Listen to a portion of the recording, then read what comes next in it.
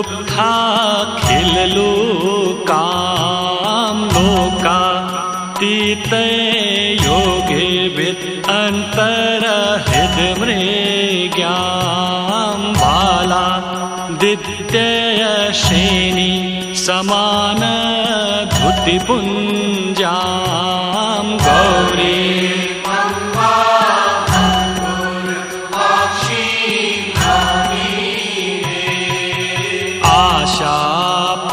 आशापाशक्लेश विनाशं विधिदानां पादां भुजध्यान पराणां पुरुषाणाम्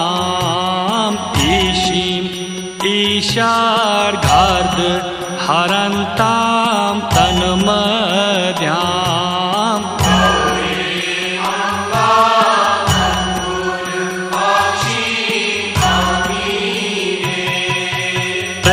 प्रत्याहार ध्यान समाधि स्थितिबांजां नित्यां चित्ते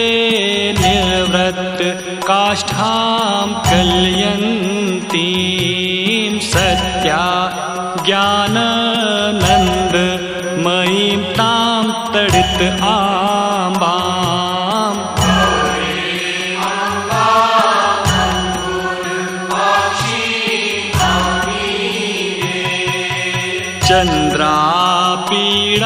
चन्द्रापीडानन्दित मन्दासमितवक्त्रां चन्द्रापीडालङ्कृत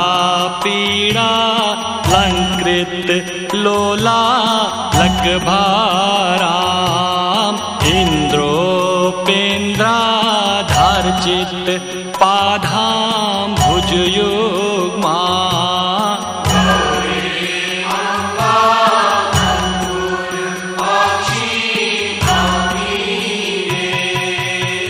नानाकार है शक्ति कदम्भ भुवनानि व्याप्त स्वैरं क्रीडत यासो स्वयमेका कल्याणीं तां कल्पलतामां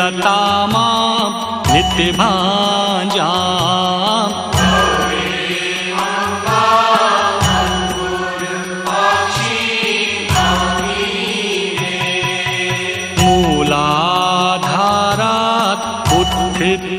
वन्तीं विधिरिन्द्रं सोरं चान्द्रं धाम विहाय ज्वलिताङ्गीं शूत्लां सूक्ष्मां सूक्ष्मातरं ताम् अभिवन्धाम्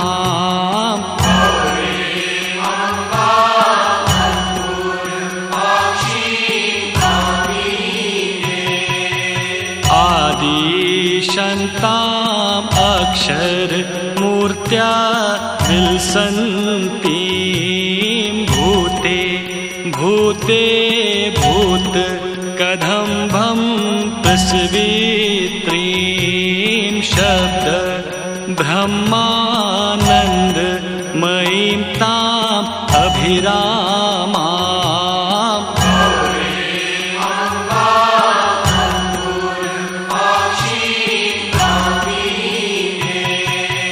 यस्याः कुक्षोलीनम् अखण्डं जगदण्डं भूयो भूयाः प्रादुर्भूता शतमेव भार्त्रा साधं तां स्फटिकाद्रौ विहरन्ति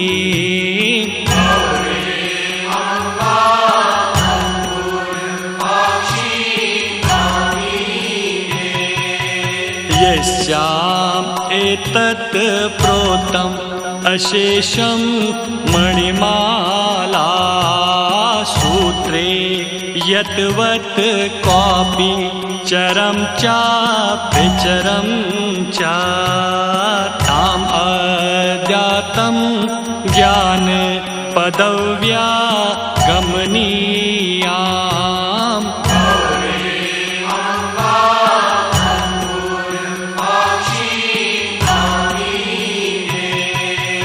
नित्याः सत्यो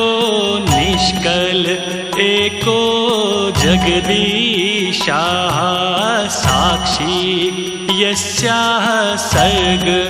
विधौ संहरणे च विश्वत्राण क्रीडन शीलां शिवपत्नी